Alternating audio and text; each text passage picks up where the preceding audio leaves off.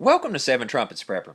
And guys, in this video today, in part 5 of the Flat Earth Under the Firmament, we're going to talk about the Coriolis effect and night and day. Okay, now I think this is going to be extremely educational as far as showing the flat Earth. And secondly, it's also going to show how ridiculous the globe is because the more I study this, and especially looking at it from a technical perspective, it just frustrated me extremely bad because I'm like, why in the world would you tell humanity that things work the way they do when it's obvious if a man takes a pen and paper, a little bit of math, he can figure out real quick that it's all lies. Okay, so to start with, we've got our flat Earth map. Underneath this is the sun, moon, and stars, and here we are contained within this ice wall. All right, now the first thing we're going to do is if you pull this up online, links in the video description below, you can do some math and some drawing on this here just shortly in a paint program because it's a quick way to learn. What we're going to do right now is I wanted to go down to a comment that was left on part 4 because I actually started to touch on the Coriolis, and it says, how do you explain the Coriolis effect? And secondly, they ask, why is it daytime in China but nighttime in the USA? Well, on a globe or a flat Earth, number 2 is easily explained. It's called the sun is on one side and you are not. Okay, because you're on the dark side. All right, so that kind of answers that real quick. Okay, and not being disrespectful, I mean, seriously, on a globe or flat Earth, that's just how it is. Now, to explain that further, we can go right over here. Rob Skibas produced a great video demonstrating this. You can see right here, it's just like a huge flashlight overhead. When you get beyond the horizon, darkness is coming, okay? Very, very easily explained, all right? And a great little presentation right there by Rob. Make sure to check that out. Video description, link is in it, okay? Now, people say, how do you explain a flat Earth? Because it has to be a globe, because storms go clockwise one way and counterclockwise another. Well, I would beg to differ. I would say to you that this Coriolis proves a flat Earth further than anything I've seen yet, with the exception of seeing the moon and the sun in the same field of view when one should have been on the backside of the Earth that we've covered in a separate part. But this is probably the second most powerful thing, is that you can see there's this huge void here. Okay? If you ever wanted real estate in the Pacific and don't want to buy insurance, you should be good right through here. Okay? Why do I say that? Because nothing has ever come that way. Okay? Right here, this is from 1945, 2006. There's this huge void here. Would you like to know why? Well, I'll tell you. Salt water is highly conductive. Here's a saltwater battery charger. That's right, folks. You just add salt. Not trying to do a business sale here either. You just add salt to it, and it starts charging your batteries because of a chemical reaction. Salt is highly conductive. Not only that, when you plug the sun and moon into the factor, you're going to get something exciting happen here. All right? Now, here's the equator. All right? Well, the thing is, the sun and the moon run their transit right through there, okay? Now, they may go up or down depending on the season here, okay? Tropic Cancer, Tropic Capricorn, whatever. You've got the south, then it's summer there, and winter up here. When it's up north, then it's winter down there and summer here, okay? We also have the issue with storms going on. All right, now remember that the sun goes from east to west, okay? Well, let's add our little buddy, the moon. All right, we've added the moon, and they are equal size in the heavens. So let's see here. Let me put my negative symbol, my negatively charged end of the battery. And we've got the water as the current. No pun intended there because we have water current as well. All right, there we go. We've got our ends of the battery. All right, so now we need some storms. All right, well, we're going to, where this electricity is going through, we're going to be forcing things away. Water is forced away. All right, so we're going to have counter clockwise, and then we're going to have clockwise. Why is that? Because it's cutting through. It's going through this circle, through its circuit, and it's forcing things away from it, okay?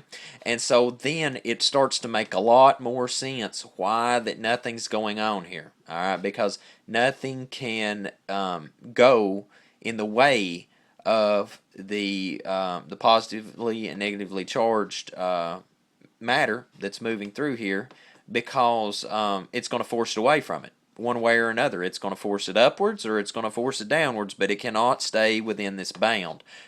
So that explains two things. Number one is that we are on a flat Earth and the sun and moon rotate around us, so we're geostationary, okay?